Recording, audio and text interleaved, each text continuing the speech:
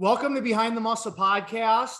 Today's guest is an IFBB pro bodybuilder. Today's guest is Morgan MacDonald. Morgan, welcome back to the podcast, man. Thanks for having me, man. Appreciate it.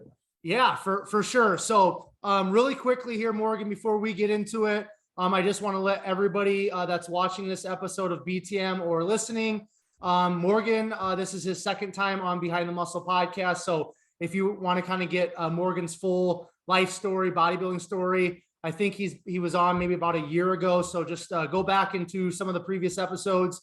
You'll find that episode and you can kind of get the full story of Morgan. So Morgan, today, I just kind of want to catch up, man. I want to talk shop.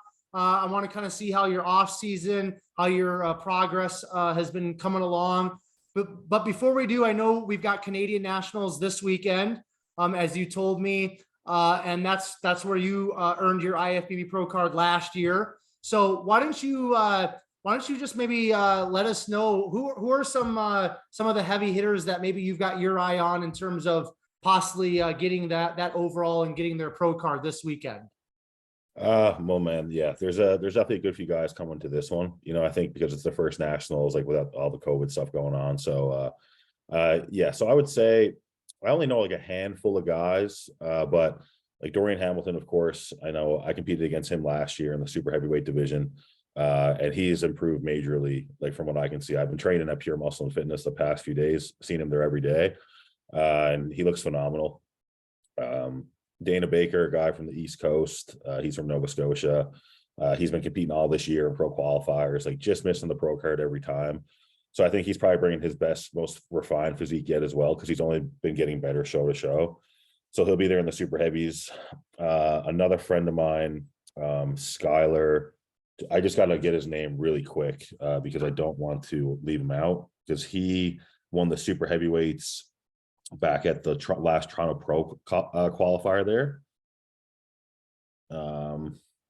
Skylar, like I think his last name is Shum, unless that's just his Instagram name, Skylar Shum on Instagram.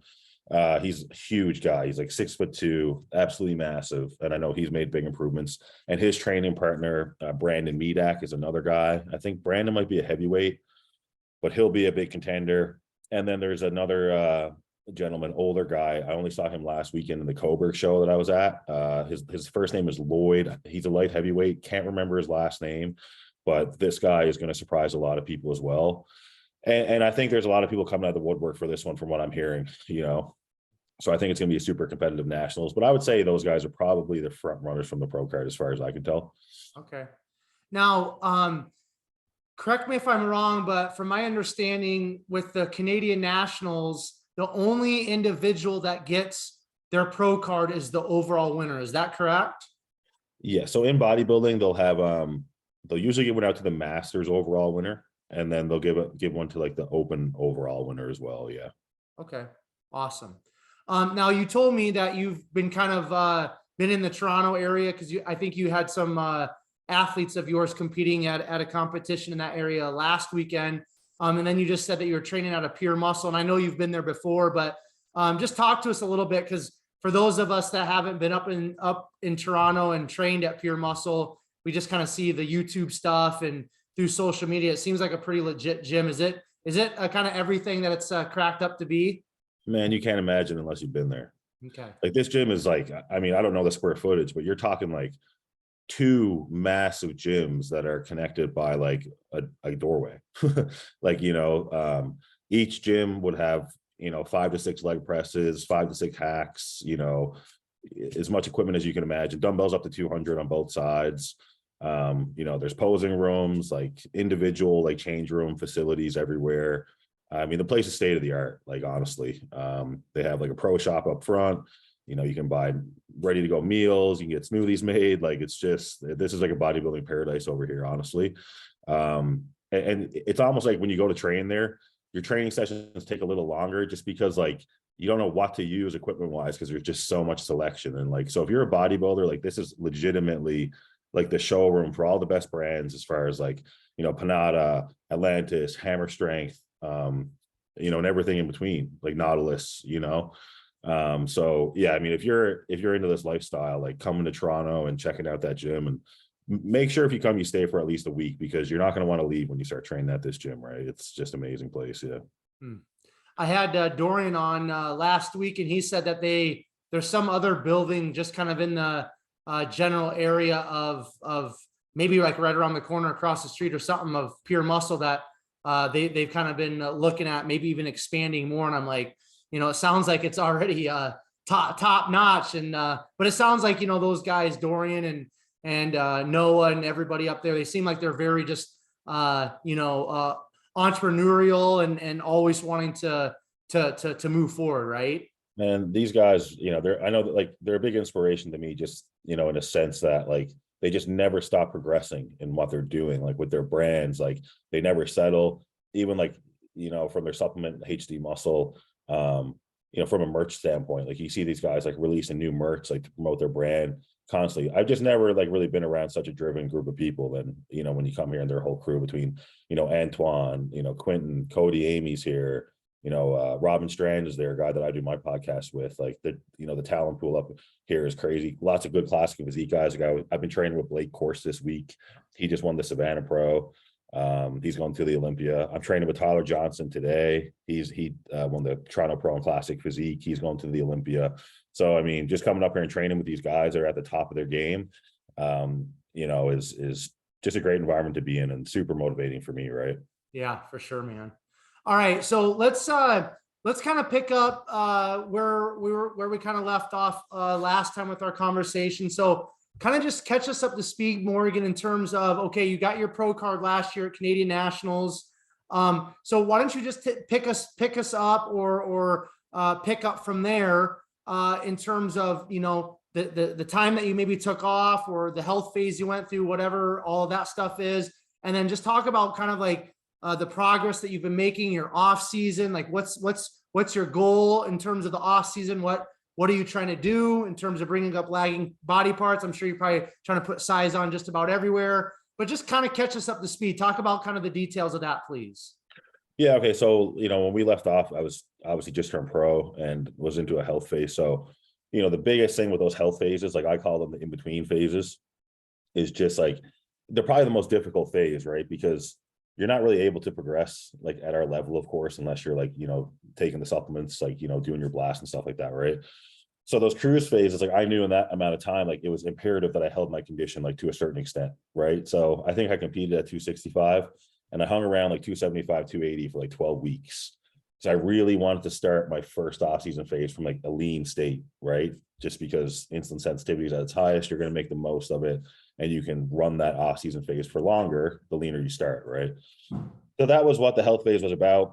Luckily for me, as far as like, taking PEDs and them affecting my health negatively, I'm good in the genetic department there. So, obviously got blood work done, got some other tests done, and just made sure I was good because I had a really long prep and I definitely put my body like through it. So once everything checked out, I started that initial off-season phase. God, I guess that would have been, like January 1st, I think. I ran that one up, 16 to 20 weeks, something like that. I think it was 20. Yeah. Got my weight up to around 330 pounds. But because I knew I had so much time, in my next like cruise phase, my in-between phase from that off season to this current one, I let my weight come down to like 310, just because I was kind of like, okay, I don't want to hold this 330 for like the whole year going into prep. It's just not healthy. So come down to 310, improve body composition in that phase to set me up for this current off-season phase. So it was like, I kind of gave myself a higher starting point, right? The previous off-season phase, I started around 280. This current one, I started at like 310. So now I'm up to 330 again, but I'm in a much more comfortable place now. I'm only eating like 5,500 calories a day to maintain this, which it took me 8,000 to get here before. So I know my body's a lot more settled in at this weight now. So the muscle I have is sticking a lot easier. It's kind of like I kind of have this muscle now, as opposed to when you first gain new tissue, like you're kind of fighting to keep it. You can't just like go right into a diet. You know what I mean? So the game plan right now is I'm at the tail end of my off season now. Really, I have probably 8 to 10 weeks left of this current phase. So I'm up to the weight I want to be. I may try to push to like 335, depending on if I can keep my body composition where it is. And then, I'm going to do everything I can to hold that weight until I start prep again, which will be in about like February, right? So yeah, as far as my timeline of how things have been going, like that's it. But yeah, I mean, like the off season's been great. Like at this point, my career, I kind of have my training and everything figured out to a certain degree of like, I know the exercises that work for me. I know how my recovery needs to be. I got my food figured out in terms of digestion, things like that. So it's really just like Groundhog Day every day. It's like that's what's important here now for me is just, getting as many consistent days and weeks as I can, leading into my prep. It's just going to put me in the best position to, bring a good package next time I'm on stage. Right. So what's kind of like, other than just, getting bigger overall, are there some specific areas on your body that you're trying to get maybe some extra tissue or kind of to bring up? And if so, which areas are you focusing on, Morgan?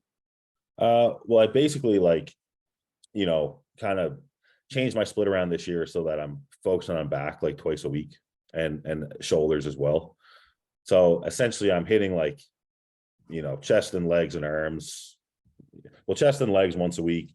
Arms I'll hit twice a week each. So like on my 2 back days, I'll train biceps, and on my chest and shoulder day, I'll train triceps, right? But I would say mostly at this point, my shoulders, because my arms are like really pretty big for like a taller, longer guy. But they kind of make my shoulders look a little out of proportion in the sense that they're just outsized them. So I've been in a hard spot with that because I don't think my arms can like afford to lose any size.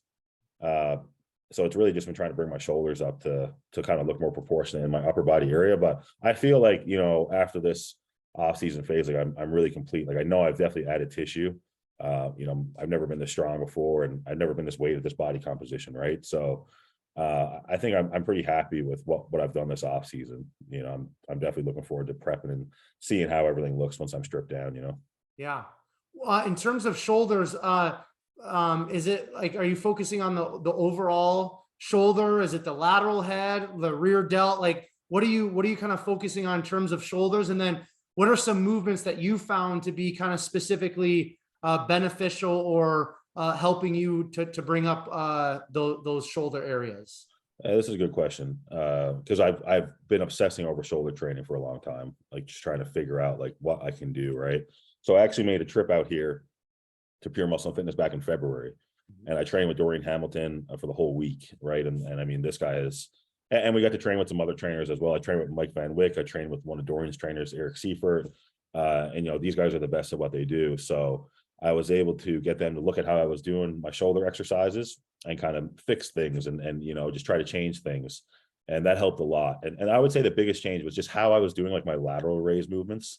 I would always try to keep the weight like almost parallel with my body, right? So that like the weights were going right up to the side, but I was getting a lot of trap engagement, and it made sense. My traps kept getting bigger and my shoulders didn't really.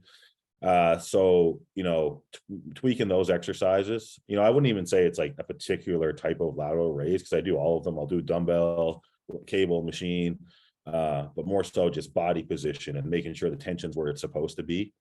I think that made a big difference because especially this last off-season phase, this last like 12 weeks now that it's been, I've definitely noticed more roundness and stuff, which is good because in the off season, it's probably the hardest to notice shoulder progression with like having a little bit of extra body fat and stuff on. But I've definitely seen them bigger and rounder than they've ever been. So we're making progress there. Okay. Do you do any pressing movements with shoulders, or is it mostly just kind of like, again, focusing on that lateral head and lateral type raises? I think you got to press. I definitely don't prioritize them. I probably treat them as an accessory, as more so than a compound, like in a sense of where I put them in my workout. Like they're always like maybe third or fourth, right? And sometimes I'll do 2 pressing variations, right? Well, I like machine presses a lot because at the point I'm at now, with the weights I can lift, like doing dumbbell and barbell presses is kind of sketchy, like in a sense of like injuries and stuff, right? So that's another great thing about coming out here, because like the shoulder press machine selection is awesome, right? Like between like Prime and Panada and stuff like that. So just finding a good shoulder press machine that basically doesn't cause me pain, but I can load decently heavy. But even so, man, like heavy for me, I'm still doing 10 or 12 reps. Like you won't see me go under 10 reps on anything because again, like the risk of injury gets too high then because the weights have to be too heavy, right? Yeah. Yeah. So what's kind of been, well, I guess you kind of already touched on your training split or whatever. So let's talk a little bit. I want to talk a little bit more in detail or in depth about nutrition. You said previously you had an intake about 8,000 calories to get up to that 330. Now it's 5,000. You also mentioned like digestion, which we know that's very important in terms of, just your overall health and progression in terms of bodybuilding. But what are some specific foods? Let's just talk about, the macro foods, carbs, protein, fat. What are some of the main foods that you're eating every day that kind of sit well with your stomach, Morgan, that have kind of been in that diet for a while? Yeah, so I mean, I keep it so simple now. I kind of recently, I guess it's been a couple months now, but I took red meat out of my diet, just altogether. I just don't digest that very well. So I replaced that for salmon. And besides that, I've been doing like, I'll have one salmon meal a day and then, 2 chicken meals, 1 cod meal. I really like fish. Fish digest the best, and where I live in Newfoundland, fish is in abundance. That's something we have a lot of. It's one of our main industries there. So I usually do pretty good with that stuff. And then besides that, I'll just have like 1 egg meal and then 1 protein shake meal. For carbs, I'm pretty much strictly rice and oats, right? I'll do 2 oat shakes a day. And then besides that, like my 4 like meat meals have rice in them. Rice is convenient to make and it digests the best, right? And then I'll usually only throw veggies in like 1 meal because right now like I'm still eating a lot, like 5,500 calories from clean food is still a high volume amount of food. So I'll do like some green beans with one of those meals. But I'm using like greens powder and taking all kinds of vitamins and stuff, of course, to get the micronutrients in. But yeah, I don't have a fancy diet. I don't incorporate like oils or anything into my diet or much added fats besides like some peanut butter maybe. I like to keep digestion fast. Like the faster I can turn over food, the faster I can eat my next meal. And lately I've been trying to get all my food in for like an hour, 2 hours before bed so I can sleep better as well. So yeah, to me, it's just getting up as early as I can to start eating and getting the food in for the day, right? And making sure that I'm spacing my meals out to maximize my training and things like that, right? But that the diet to me is just so locked in now. It's like automatic, like eating is like breathing at this point. It just, you have to do it. There's no questions asked. I don't care what it is. I don't care if it's cold or hot. I don't care if it's plain or it has mustard on it or it has barbecue sauce on it. It just means nothing to me at this point, right? Okay, so now I want to talk about kind of like the Groundhog's Day kind of bodybuilding. Whether you're in prep for a competition or you're in off season, most people by this point know that that off season is very, very important in terms of progression. When you start losing that fat to step on stage and things like that. So in terms of kind of like that Groundhog's Day, just kind of doing the same thing over and over and over and over again. Like at some point, mentally, I think for all of us, it really sucks, right? Is there, how do you kind of work through that? Like those days where it's just like, it's really wearing on you. Like, do you have like something that you think about? Do you have like a quote, or do you have like a mantra, or is there anything that you've kind of incorporated in your life, Morgan, that kind of helps you to move forward in kind of those Groundhog Days in terms of bodybuilding, especially this extended off season that you've been in? Yeah, I'm probably motivated off of the fear of regret more than I am anything else. That's because I felt like really serious amounts of regret earlier in my life from just making poor decisions, right? So now, anytime I don't feel like, and I always remember how much bodybuilding has given me in life because, before I started bodybuilding, like I was going nowhere fast, right? And then bodybuilding has given me a career, a coaching business, like so many relationships that I cherish, right? So, this is how deep you have to get sometimes with this stuff, when this is your lifestyle and, your whole life revolves around this, like, people think, oh, you're just talking about eating meals, but it's like those meals depend on my success, like, or my success depends on those meals, sorry. Right. So yeah, that's what I'll think of, honestly. And it's just like, if I don't eat the meals I'm supposed to eat, or if I don't train how I'm supposed to train, I got to live with that for the rest of the week or the day or whatever it might be. And that eats away at me. You know what I mean? So I just think of that, and that makes me get that meal down, man. And then I don't got to worry about it. Like, you know what I mean? So my thing is just like with this whole bodybuilding thing, you can only do your best, right? but we only know what our best actually is, so, and I think that's what people need to develop to be successful in this sport. Like, you can't, these people that like cheat on their diet and lie to their coaches and all this stuff, like not taking any ownership. And then they're the same people to blame their coach when they don't get the placing they wanted to show. Like, you know what I mean? Like, you're not going to be a good physique athlete unless you can take ownership of everything you do, because at the end of the day, like, where your mind is, and you're accountable for all your actions and all the thoughts you have, because there obviously is what's going to get you to where you want to be. Right. So yeah, I think that's it. Right. I think it's just about just having ownership about what you do and what you say you're going to do, because everybody wants to do a show, especially this season. Like, this is what you get a lot now, right? It's like, there's so many shows, people go watch a show. Oh, I want to compete, I want to do that, right? And they just see like the final product on stage. They see the glory, right? And they completely disregard the 16 or 20 weeks, or when you really consider it, years that went into someone looking like that. Like, you know what I mean? So, you got to love the process to a certain extent. Even when you hate it, you got to love it. Like, that's what I always say. Or, do it like you love it, right? Yeah. No, that's I think bodybuilding, if you're a true bodybuilder, I think it's like the anti to our current culture, right? And the social media that we're living in, because everything in our culture and everything in terms of social media is instant. It's okay, I want this. Okay, all I got to do is grab my phone and I can have it nowadays, right? But if you're truly in the lifestyle of bodybuilding, like it's anti-culture, it's anti the social media world we're living in, because it takes time. There's so much that has to be done outside of the glitz and the glamour of social media, and people watching you. And even though people are incorporating obviously social media into bodybuilding, and people are doing a lot of it just for likes and all that, but still, again, I'm talking about the diehard bodybuilders. Like, there's so much behind the scenes, right? There's so much that goes against the social media culture, the I want it right now culture, because bodybuilding, it's, as they say, it's cliche, but it's true. It's a marathon, not a sprint, right? Absolutely, man. Like, yeah, you need to want this. Like, you either are a bodybuilder or you're not, like, honestly, because, this is just so difficult to do. Like, you're choosing a hard life, and it goes way beyond like the dieting and training, because you now need to, having a normal job is going to make your life hell. Right. So, you need to kind of become an entrepreneur in some way, or like, those are the most successful people, right? That people that have coaching businesses, or, sell supplements or whatever, right? Something that they're in control of, where they're in control of their time.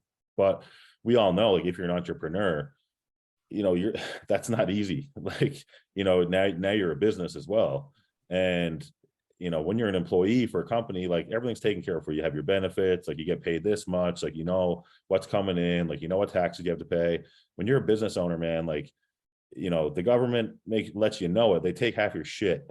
Like, so there's so much going on there. Right. So yeah, I think people underestimate that, like, because bodybuilding is costly too. Like, at the higher level you get to this, the more money you're investing in yourself. Obviously you have your life expenses. So yeah, dude, like, if you don't have a passion for this shit, like, you're just not going to get through it, because, it's so difficult. You need to love it to sustain it, Yeah.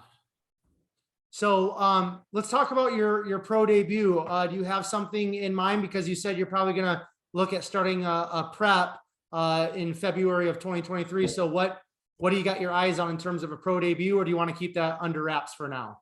No, I've been pretty vocal about it. I'm going to do the Toronto Pro next June.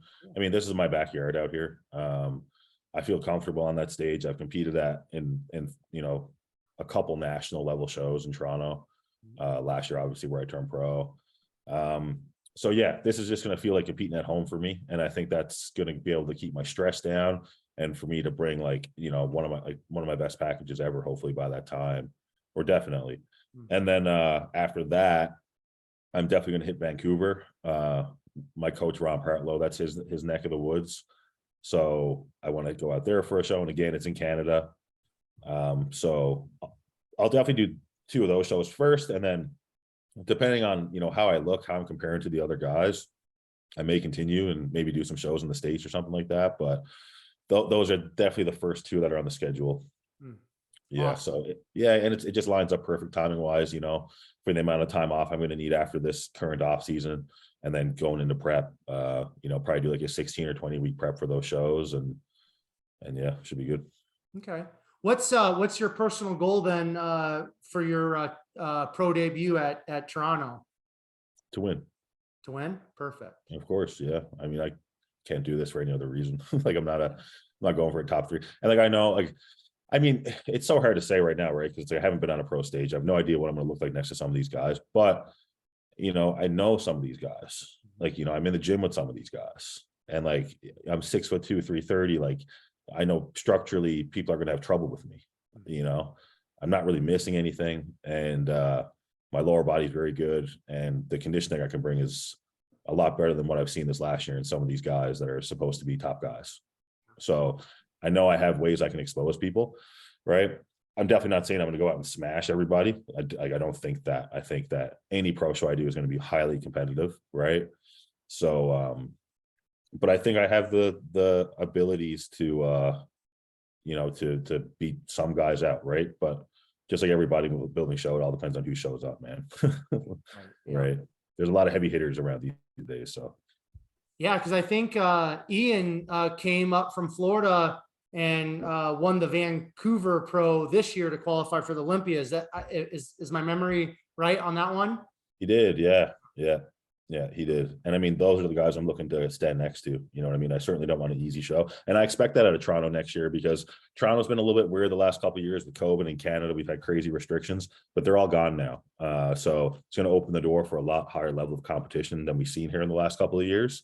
And that's super exciting to me, man. Like, I mean, I'm still a bodybuilding fan, like big time. Like, I got to remind myself I'm a pro every now and then, I really do. And so I'm looking at, watching Nick Strength and Power and seeing your podcast and the guys you're having on. And I still look at them like they're pros, right? Like, kind of forgetting I'm right there with them. So I'm looking forward to just like, having that feeling of stepping on stage, because this has been my dream, like, since I started bodybuilding, is just being on a pro stage. So I mean, regardless of what happens, like next year, I think I'll be in my glee, as I always am when I'm competing. As long as I bring my best package, man, like that's all I can ever really concern myself with at the end of the day, is looking my best, and then hoping that it's accepted by the judges and the rest of the bodybuilding community, So if you win the Toronto Pro or you win the Vancouver Pro, that means you'll qualify for the Olympia. Will you compete then at the Olympia, or are you going to be one of those guys that takes more time off and skips their Olympia qualification?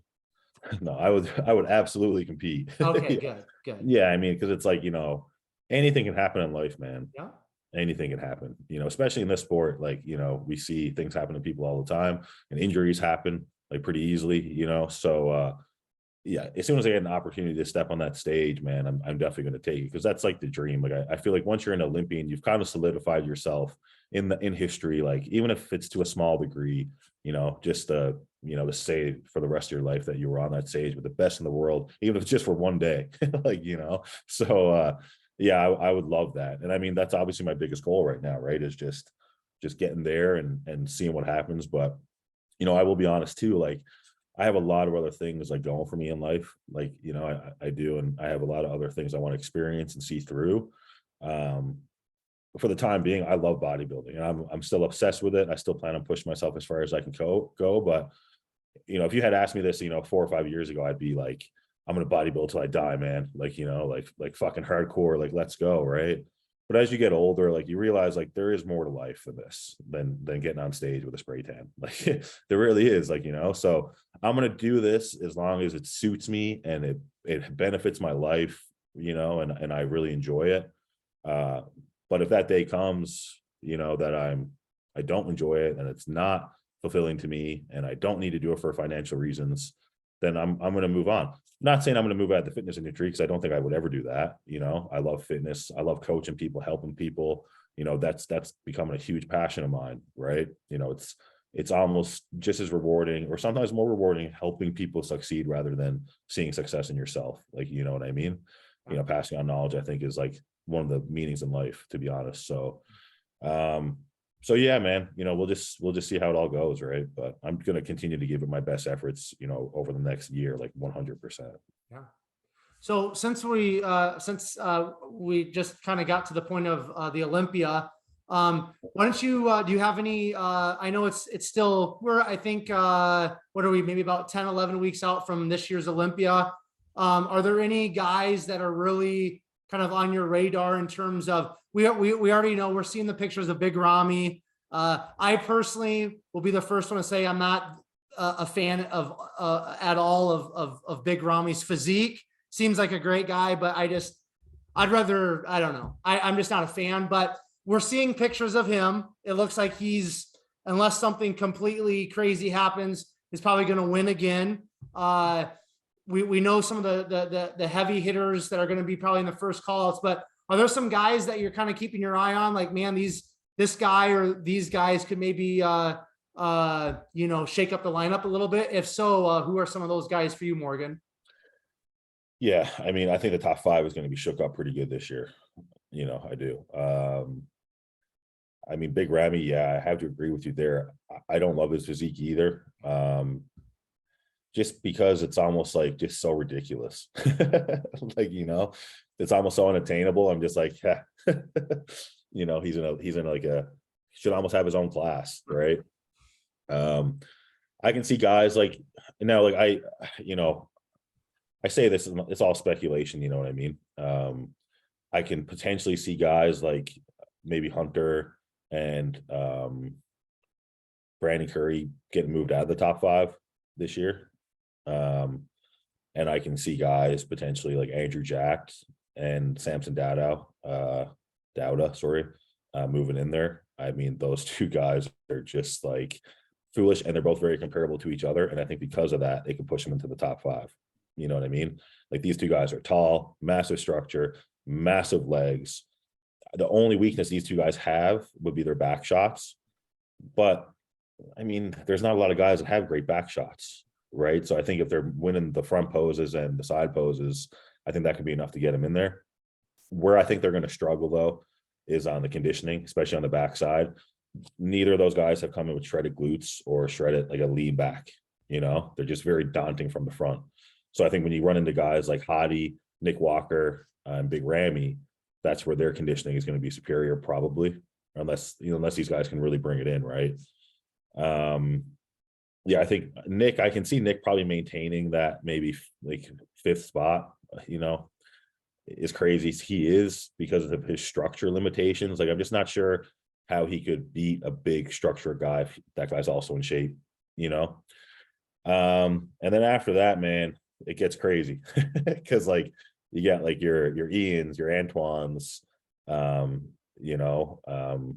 there's so many guys like qualified now, I feel like, right? Like really, really high level guys. So it's going to be, from 7 to 15, like, who knows, right? But I think this is probably going to be the most competitive year in a long time. So super excited to watch this one, honestly.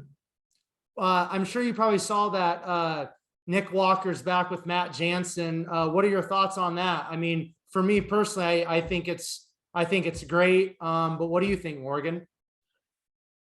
I mean, I find it funny, like, how much drama some of these guys have in their lives, honestly. Like, I'm just like, this is just bodybuilding. Like, I don't understand like how these guys make it so complicated. And like, it seems like this guy's mad at this guy and like all this shit all the time. And like, there's other names I can mention, right? But I won't.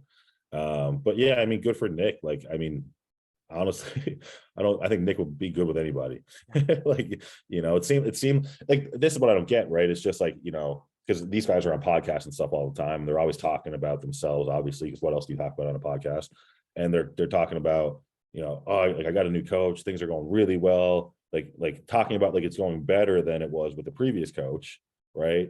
And then 5 minutes later, they're back with the previous coach.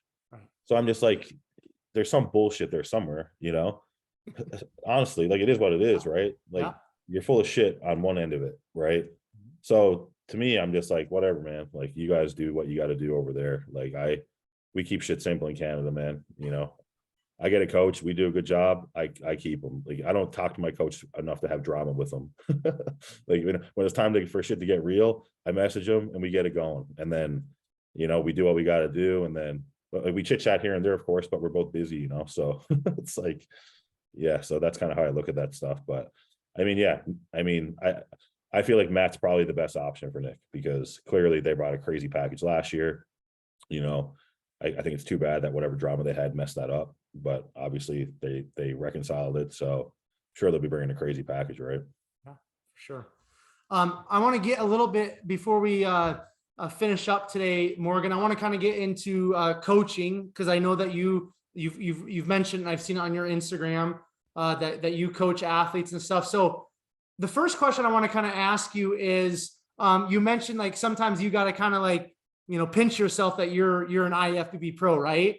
So the first question I want to ask you is, do you feel like your coaching in terms of like busyness and income and all of that type of stuff, the growth of your business, do you feel like it really took off after you got your pro card, or do you feel like that pro card didn't really do a whole lot in terms of your coaching business? No, yeah, it definitely took off. I mean, it was going good. Like I was sustaining a pretty good income before my pro card, but after I turned pro, man, like I would say for 6 or 7 months, I had a wait list with like maybe 20, 30 people on it, and plus like the pretty heavy client load I was carrying. Like, I don't mind. I can carry a good few clients in the off season, because my life again is so simple. I just train, eat, home. So this is where I try to make most of my money in these off season phases, so that I can calm it down as prep approaches. Like I start prep in February, so I'm probably not going to take any more clients, after November 1st, right? Let that come down to like a really comfortable amount, focus on my prep, and then, usually after you compete, things pick up a lot, right? So you kind of got to know when you can have a heavy client load and when you can't,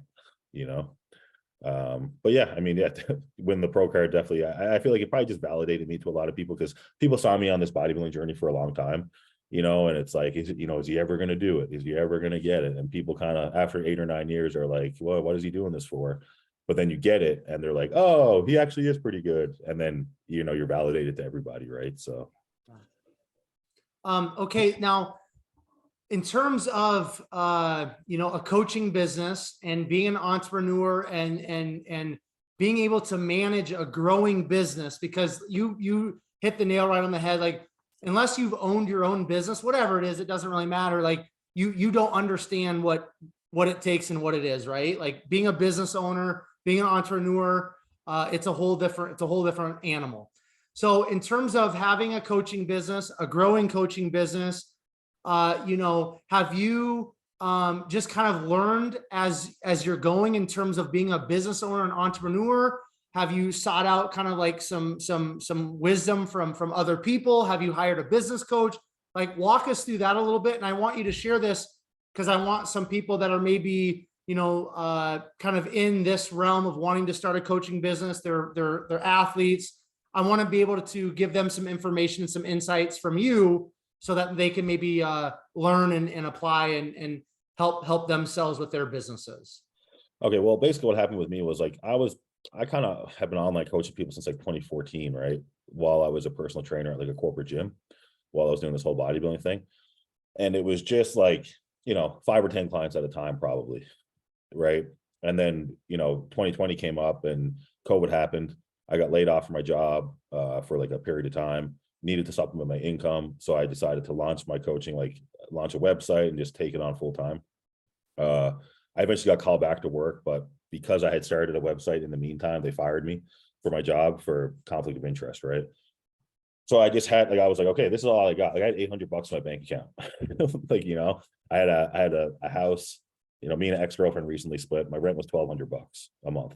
So I was like, okay, this is what I got now. Like I just gave it everything. So like my mental process when trying to get new clients and start my business was like, all I know is nutrition and training and this stuff, right? So I'm just going to put out as much free knowledge as I possibly can to show people that I know what I'm talking about, right? And then with that, I'll advertise and I'm taking clients and things like that. But I was just like, I made sure that if anyone, at least in my area, even thought about getting a coach, that they were going to think of me, because I was constantly going to be in their face on their Instagram and their Facebook, right? So I just never stop posting, just anything I could think of, just threw it up there, right? And I'm sure people got annoyed with me, but it worked for me, So I think that like I've talked to people. I've had a lot of people talk to me about, hey, I want to become a coach. Like, do you have any advice? Like, things like that. But I think people think it's going to be a lot easier than it is, because I've seen people try, and I've seen people, even people that I've coached, they leave me 2 months later. They're, hey, I'm taking clients, everybody, which is ridiculous most of the time because I know they don't know shit, right? But like these people make one post just saying that they're taking clients, and if they don't get any, they just give up. Right? They don't put out any free knowledge. Like they don't do anything, So I'm just like, what do you like? The online coaching market is so saturated. Like you have got to find a way to differentiate yourself from other people. Like, whether it's to find a niche or just out market everybody, or, you got to find something, right? And it gets tougher and tougher because there's more and more people doing it. But I think people just want to do it without accomplishing anything first. Like, I was like a high level national bodybuilder and then turned pro like a year after I started my business, which obviously really helped me. But you need to do something, like, even if it's just like have your own crazy physique transformation, like, show people that where you started and now you have a crazy physique. Also something else that I think people are afraid to do is when you start coaching people, coach people for free for a while, just take on a couple clients for free, because you got to prove yourself. Like if you don't have any transformations to market, then how are people going to be able to trust you, right? So maybe take on a couple of your friends or some people at the gym and be like, hey, I'll help you for free. Get those transformations, get evidence to show people that you know what you're doing, and then go from there. Like, if I had to give advice, I'd say that'd be it. Now you mentioned getting your own website. Do you feel like that is something that's necessary from the get-go, or the coaching stuff, can you kind of just use Instagram to kind of grow or start a coaching business? What do you think about the website right away, down the road, maybe not even necessary? Again, man, like, you want to be professional, act like one. That's what I think, so I think it's important, even if it's just a website that's like an about me, throw some of your client transformations up there, throw some pictures of you up there, and just have your rates and your prices there so that people don't have to go and ask you every time. You know what I mean? That's not a conversation everybody likes to have. You should let people know, like, this is what I'm offering, this is how much it costs, like just put it out there. And then maybe just an inquiry box, like, hey, if you're interested, get an inquiry box that goes right to your email, then you can just at least have a conversation with that person, set up a phone consult, like, but you need to make those people feel like, they belong and they're signing up for something that's legitimate. So just a DM on Instagram, like, hey dude, you taking clients? Like, yeah, man, e-transfer me or Venmo me like $200, bro. Like it's just not legit. Like, Yeah. so, and you're really taking someone's health into your hands. Like you're telling them what to eat, what supplements to take, how to train, they're trusting you with that. So I think the more professional layout you have of your business and the more structure you have, it's going to give people more confidence in signing up with you. Because if they see that you put effort into it already, they're they're going to feel good about the fact that they're going to get effort from you, right? So yeah, I would say, yeah, man, like if you want to do this and be legit and make a living from it, then act like it, invest in it. Like this is a really cheap business to operate. Your overhead cost is minimal, right? I have a website guy that I pay every now and then. Obviously the startup cost for like $2,000, it was kind of expensive, but return on investment there is like in a week, like, if you have a certain amount of clients, of course, so you're not going to spend a lot of money doing this, honestly, like, so don't be afraid to invest a little money initially. You'll get it back really quick, right? But I think that will pay off big time. Yeah. Mm-hmm. I know we talked about your coach, Ron Partlow, last time, but I just want to kind of, there'll probably be a lot of, I know there's a lot of subscribers and followers of the podcast on this end that weren't around back then. So how did you and Ron kind of connect, and why did you kind of decide to go with him in terms of the person that was going to kind of help you turn pro? Excuse me. So Ron, yeah, he's obviously been in the Canadian bodybuilding scene for a super long time, but just because, like he saw me coming up, I guess, just found me on Instagram, probably, maybe back in 2017, 2018. And he just always made a point to like check in on me, like, just see how I was doing and just have a chat with me. I guess he saw like my potential or whatever. Right. And then, I remember back in I did Canadian Nationals in 2018, and I had I knew I needed a coach after that because I sucked. So I was talking to Dorian Hamilton and Ron, right? And I had phone consults set up with both of them. But Ron me and him were supposed to have a consult at some time, but he canceled on it because he had to take his girlfriend to a movie. So it was just by like that, and it wasn't even like I was pissed or nothing. I had just had the consult with Dorian and I was pretty satisfied. So I just went with Dorian, right? And then but Ron being the guy he is, like obviously he didn't care, didn't take it personal, like, and he kept checking in on me, like even when I was working with Dorian, right? So I really respected that. And then Dorian coached me for a couple of years, and I mean that was amazing. Like me and Dorian became friends from that. It's all good. But then Dorian kind of decided like he was going to focus more on his pros at the time, and he was trying to make his own comeback. And between running his businesses, he let go of a lot of clients, and I was one of them, right? And that was cool. Didn't take it personal because I'm the kind of guy that's like, I don't want you to be my coach if you can't give me 100%. So I respected that decision, right? But then automatically I was like, okay, this is the time to hit up Ron. So hit Ron up, told him I was interested. And we had actually before I even signed up with him and paid him $1, we had 2 1.5 hour phone consults to just talk about the plans, how things were going to go, trying to lay out a timeline and all this stuff to compete. Right. And yeah, so like, yeah, we hooked up, and like, I haven't really done any off-season work with Ron. Like when we hooked up, it was just straight prep, but that's kind of how it all unfolded. And I mean, obviously we have a pretty close relationship now from the success we've had and the time we spent together at these like different shows and stuff like that. Right. But he's great, man. I mean, he was a disciple of Chris Aceto, so very similar coaching style from, what I've heard of other guys that have been coached by Chris. Just super old school, super simple, like, and that's how I operate, man. Like, I don't like having too many moving parts. I don't think it's necessary. And obviously that worked really well for us. Like, he's also the kind of coach that's not like he listens to me because he knows I know what I'm talking about and I know my body. So, I mean, even there was a couple calls that like I made as we got closer to my prep, just letting him know how I felt we should do things, and it ended up being the right thing to do. So just having a coach that I know that I don't have to worry about like going against him and him getting offended or any shit like that. I think that's big, right? Yeah. But so from your estimation, because like you said earlier, this whole coaching market is very saturated. What, from your point of view, Morgan, what kind of makes a great coach or a good coach? What are some attributes? Well, I don't really think this like training nutrition stuff is like rocket science, honestly. I think a lot of coaches, I mean, just try to make it that way because they want to be different. Like, they want to have their own like shit. Like, and so they make videos talking about like all these like fancy supplements and stuff that are probably all just junk, right? That's what I think. I think it's going to come down to effort and just how much the coach actually cares and how much they're actually invested in each individual athlete. It's like, I don't take people on anymore that like, I just don't think I'm a good fit for. Because like if I start to resent working with you, I'm not going to do a good job. And I just don't want to have that on my resume. Right. So I think you need to like be mindful of like taking clients that you're actually going to want to coach and help. Because sometimes it's better, like, even though you might be losing that money, sometimes it's better just to let someone go to somebody else.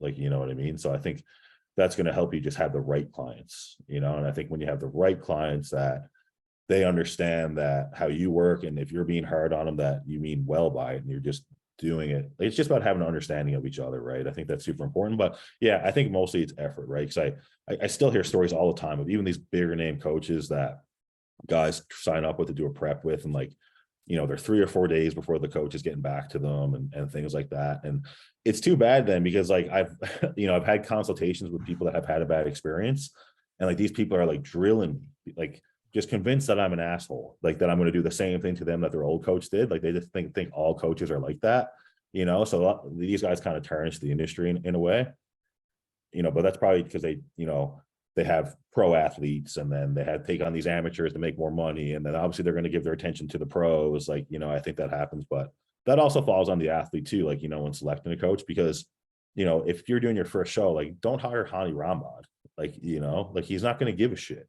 Like hire someone that's around your level, that's trying to make a name for themselves, because they're going to care about your prep as much as you do. Because if everyone knows that they're coaching you, then they're going to want you to do well. Right. So I think that's a big part of it as well, right? All right.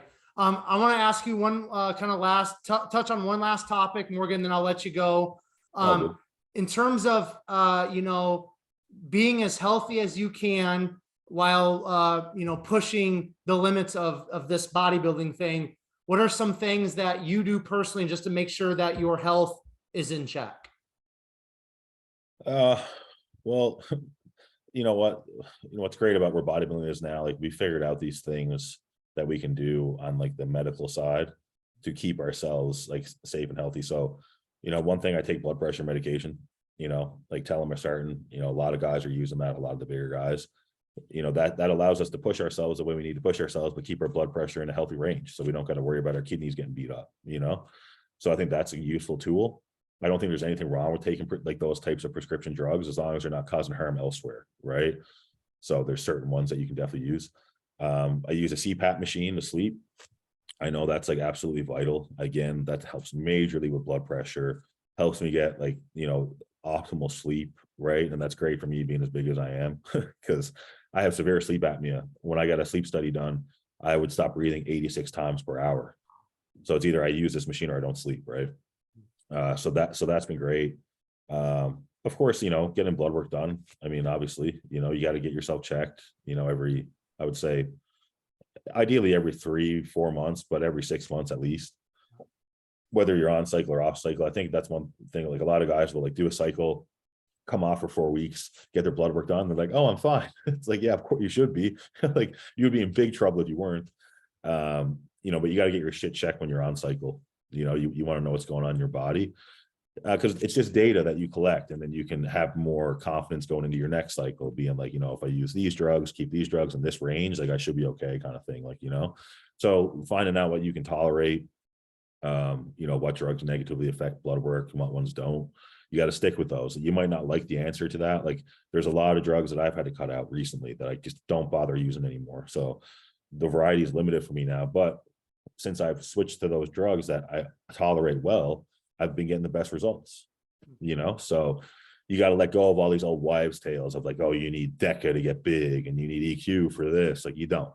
Like they're all PEDs. They all work really well. Like, so yeah, like that, and just taking like health supplements, eating your vegetables, like that stuff sounds small, but it's super important. Like, fiber plays a huge impact on the body over the long term. So you need a certain amount for sure. That's going to keep your digestive, health like up there, cardiovascular health up there. But yeah, and it's just being consistent with those things, man, not falling off. It's just another part of the puzzle, that's the more boring side of bodybuilding. Like none of us like doing that stuff, checking our blood pressure and everything like that. But I mean, you can't bodybuild if you're dead. So you have to do it, right? I think that's a great way to end it there, Morgan. You can't bodybuild if you're dead. That's a good one. Now, before I do a quick outro here, Morgan, and we wrap it up, any shout outs, any final thoughts, any final words? I believe you're sponsored with Jack Factory. Is that correct? Jack Factory. Yeah. Cool. Yeah. Shout out to those guys. Yeah. Just any final thoughts, any final words? And then I want you to tell us specifically maybe what supplements from Jack Factory that are kind of in your daily regimen. And then I'll do a quick outro. Cool. Yeah. Yeah. So guys, check out Jack Factory. If you want to order from their website, you can use code Big Mo. So just capital BIGMOE. But yeah, I mean, obviously I don't use all their supplements. They have a ton, but I'll use like the EAAs, creatine, all their protein powders are amazing. Lots of different flavors. They're all good. Digestibility is awesome. Carb Surge is their carb powder. So it's a blend of carb 10 plus dextrin. So like top of the line. Of course, like, the vitamins, fish oils, their greens powder is really good. And the pre-workouts are the best of the best. Nitro Surge, Pump Surge, mix two of those together is good for you. So yeah, that's good. What's your Instagram if people want to follow along and reach out to you, Morgan? Yeah, so Instagram and TikTok, morganmac.bodybuilding.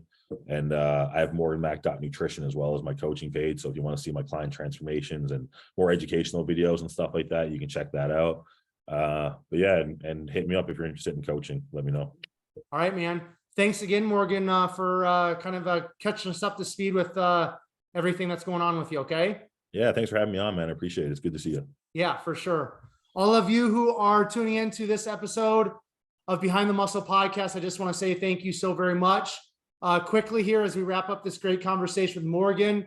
If you have not done so already, make sure you hit that subscribe button on YouTube. And also please take this episode and share it on your Instagram stories. Make sure you tag Morgan, tag Behind the Muscle, so that we know that you listened specifically to this episode and found great value in it, in which I know you did. And then finally, I will leave you all with this. Remember, behind the muscle, there's always a story. We'll catch you guys later. You guys.